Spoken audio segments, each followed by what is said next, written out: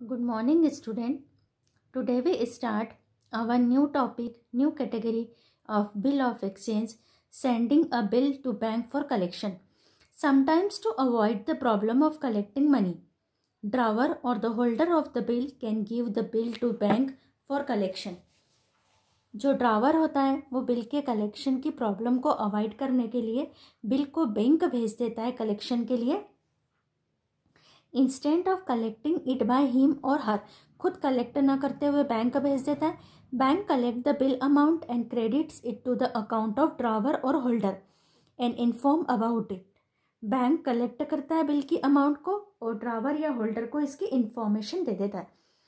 हो क्या रहा है यहाँ पर कि जो ड्रावर है, जिसके पास बिल है, जिसको बिल का अमाउंट रिसीव होगा, वो खुद बिल का अमाउंट कलेक्ट ना करते हुए अपनी बैंक से बिल का अमाउंट कलेक्ट करवाता है. बैंक जो बिल है उसको बैंक भेज देता है कलेक्शन के लिए. When the bill is send to bank for collection, जब बिल को बैंक भेजा जाता है कलेक्शन के लिए, a new account bank for collection of bill account is open on the books of drawer और द होल्डर. तो एक न्यू अकाउंट ओपन होता है bank for collection of bill account. ये ड्रावर या होल्डर के यहाँ ओपन होता है. These account is debited by the amount of the bill and bill receivable account is credited. तो जो bank for collection of bill account open होता है ये डेबिट होता है और बिल्स रिसीवेबल अकाउंट क्रेडिट होता है. The bank account is not debited till the payment of the bill is received. और बैंक उस अमाउंट को जब तक डेबिट नहीं करता है अपने अकाउंट में जब तक कि एक्चुअली में बैंक को अमाउंट रिसीव नहीं हो जाता. After getting the information from the bank about the collection of bill, bank account is debited and bank for collection account is credited. जब बिल की इंफॉर्मेशन मिल जाती है कलेक्शन की तो बैंक अकाउंट डेबिट किया जाता है. बैंक अकाउंट डेबिट किया जाता है और bank for collection of bill account credit किया जाता है. These entries are made in the books of drawer or the holder. ये जो एंट्री होती है वो ड्रावर के यहाँ और होल्डर के यहाँ होती है. Acceptor makes the entry for payment only. Acceptor के यहाँ सिर्फ पेमेंट के समय एंट्री होती है. She he is not concern with the sending bill for collection. Following entries are made in the books of drawer when the bill are send for the collection. Drawer के यहाँ entry होती है जब bill को collection के लिए भेजा जाता है. When bill is send for collection, bank for collection of bill account debit to bills receivable. अभी हमने देखा था जब बिल को बैंक सेंड किया जाता है कलेक्शन के लिए तो एंट्री होती है bank for collection of bill account debit to bills receivable account. और जब बैंक इंफॉर्मेशन देती है कि बिल का अमाउंट रिसीव हो गया तो उस समय एंट्री होती है bank account debit to bank for collection of bill account. तो आज का जो हमारा टॉपिक है वो sending a bill to bank for collection. और ये दो एंट्रियाँ ड्रावर क्या होगी, नई एंट्रियाँ. इसको हम इलास्ट्रेशन से देखेंगे. इलास्ट्रेशन 4. ए एक्सेप्टेड बीस 3 month बिल. ए एक्सेप्टेड, यहीं से हमको समझ में आया A is a acceptor, A is a drawee and B is a drawer. A accepted B's 3 months bill of rupees 2000. B sent it to the bank for collection on the due date. bill was honored. Due date पर bill का payment हो गया. Pass necessary journal entries in the books of A and B. A और B के हमको entry करनी है. अब journal of B. B is a drawer and A is a drawee. First entry for acceptance received, bills receivable account debit to A और acceptance given की B debit to bills payable account. Now B sent it to the bank for collection.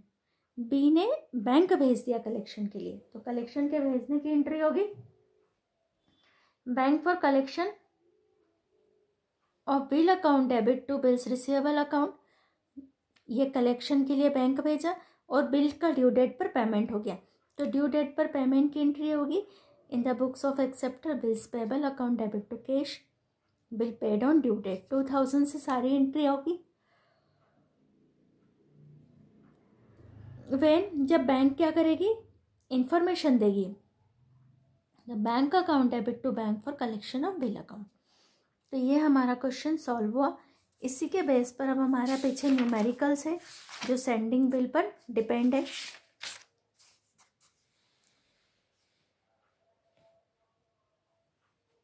Question number 10, A accepted B's 3-month bill of ₹5,000. B sent it to the bank for collection. On the due date, bill was honored. Pass the necessary general entries in the books of A and B. A और B की हमको general entry करनी है। अब आप देख रहे हो कि ये पूरा जो इलास्ट्रेशन पढ़ा था हमने, जो इलास्ट्रेशन अब भी हमने पढ़ा था, इलास्ट्रेशन नंबर 4, ये पूरा क्वेश्चन सेम टू सेम है। सिर्फ अमाउंट यहाँ पर 2000 है और वहाँ पर 5000 है। तो ये पूरा सॉल्यूशन आपको यही मिल रहा है। ये entry in the books of B, in the books of A, सिर्फ आपको अमाउंट चेंज करनी है, 5000 करना है। Now the question number 11। Question number 11 is on 1st January 2016, Raman sold goods of ₹4,000 to Naman and drawn a bill for 3 months. Raman ने good sold किया है, तो हमको समझ में आ गया Raman is a seller and Raman is a drawer. Sale किया है इसने नमन को, तो Naman is a purchaser and ड्रावी।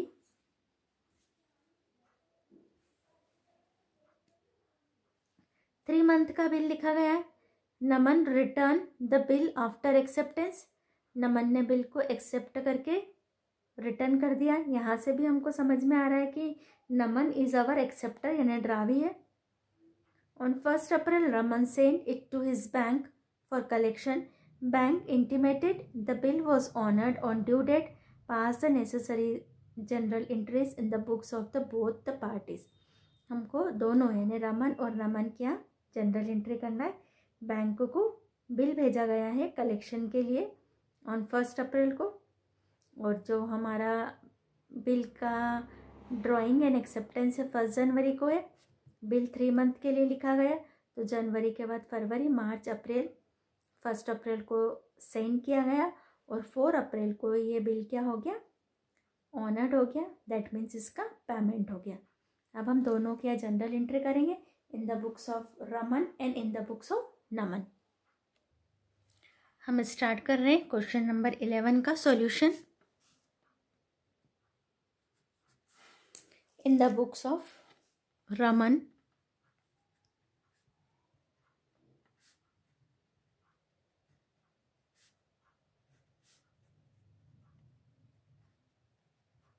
Raman is our drawer, drawer की यहाँ एंट्री करेंगे हम। देन हम in the books of drawee करेंगे। ये ड्रावर, इसके यहाँ हम 4 एंट्री होगी, और in the books of ड्रावी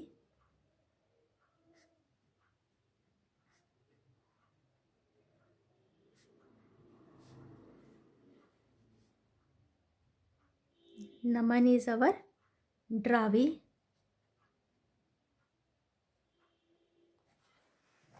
format बनाएंगे।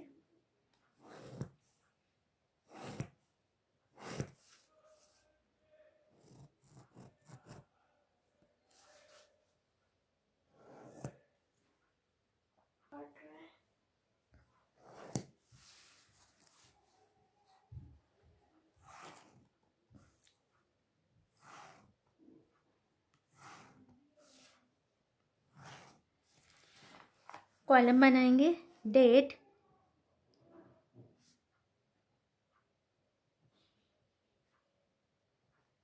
पर्टिकुलर,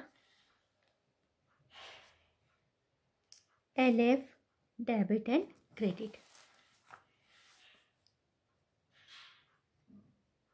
डेट,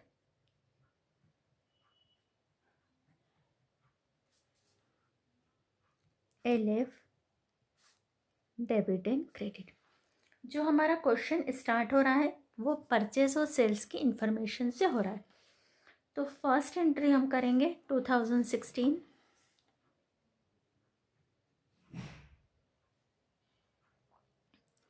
1 जनवरी सेल्स की एंट्री करेंगे।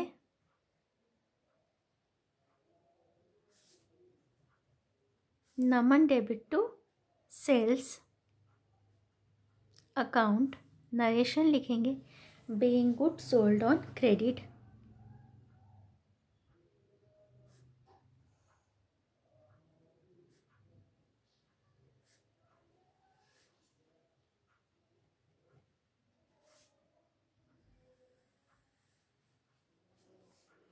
अमाउंट आएगी 4,000।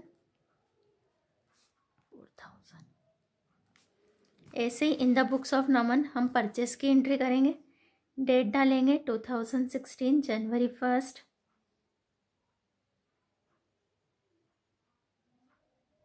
परचेजेस अकाउंट डेबिट,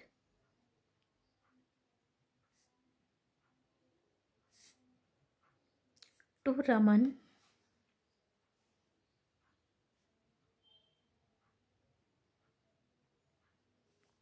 नरेशन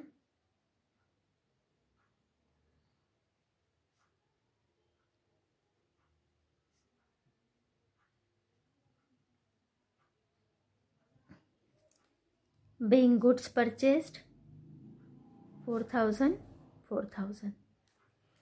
अब रमन को एक्सेप्टेंस मिलेगी और नमन एक्सेप्टेंस देगा।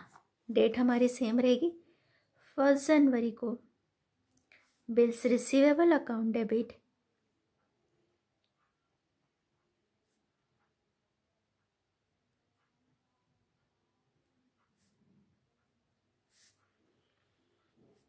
To Naman,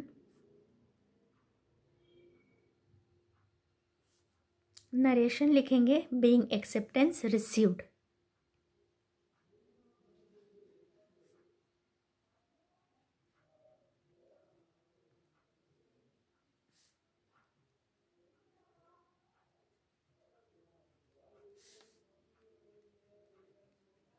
$4,000 and $4,000।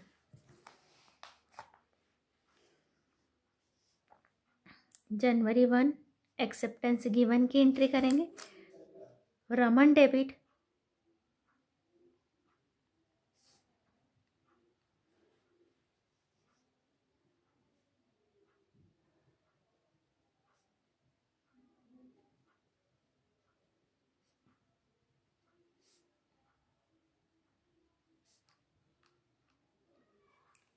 Raman debit to bills payable, narration लिखेंगे बीइंग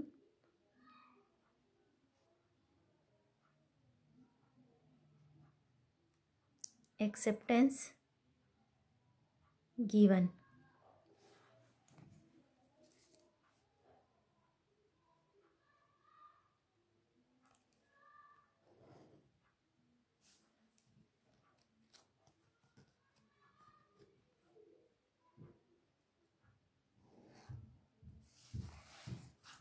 यहाँ पर क्लोज करेंगे हम। अब अप्रैल 1 को रमन इसको बैंक सेंड कर रहा है, एंट्री करेंगे April 1। Bank for collection of bill account debit,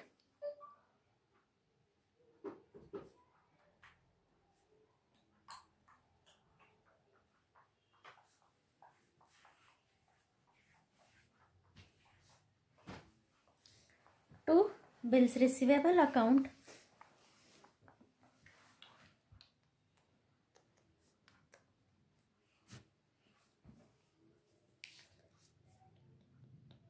narration लिखेंगे बीइंग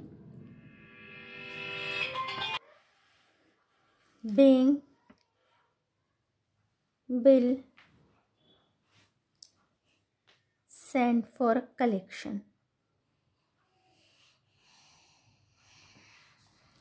अमाउंट हमारी सेम आएगी 4,000 and 4,000।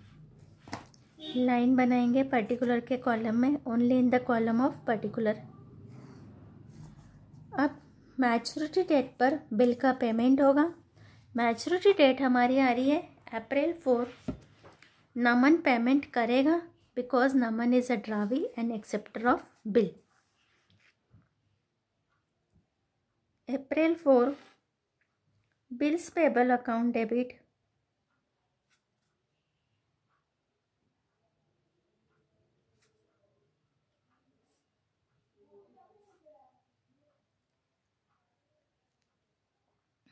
to cash account 4,000 and 4,000. Narration being payment of bill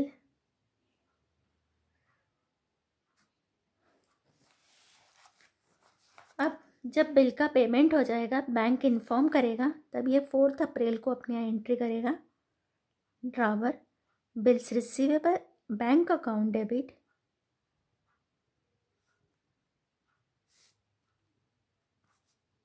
to bank for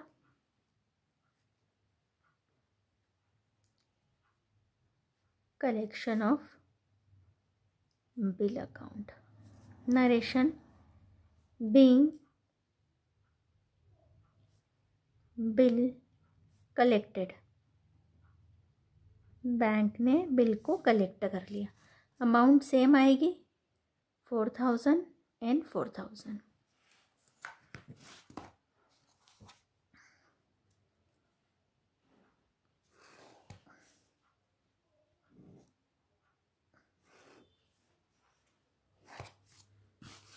मैं आपको इसका पिक सेंड कर दूंगी. आपको ये क्वेश्चन नंबर 10 and 11 कंप्लीट करना है. ये हमारा टॉपिक कंप्लीट हुआ, जो हमारा bank for collection of bill का है. जब ड्रावर अपना जो बिल है वो बैंक भेज देता है कलेक्शन के लिए. नाउ मैं आपको थोड़ी सी थ्योरी बता रही हूँ अलग से. जैसे हमारे बिल ऑफ एक्सचेंज होते हैं, वैसे ये प्रॉमिसरी नोट भी होता है.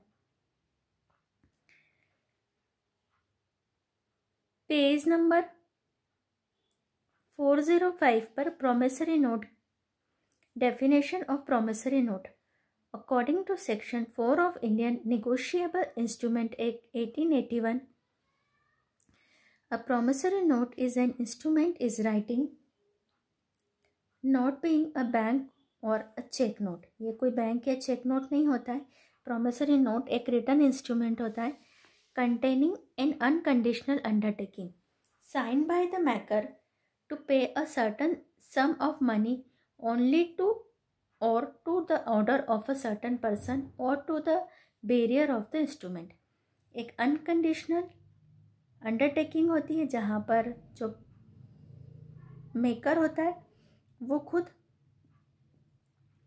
प्रॉमिस करता है कि वो इतने टाइम बाद बेरियर को या सर्टन पर्सन को इतनी अमाउंट पे कर देगा. On the basis of our definition we can say that the promissory note is drawn and signed by the debtors who promises to pay the creditor a certain sum of money.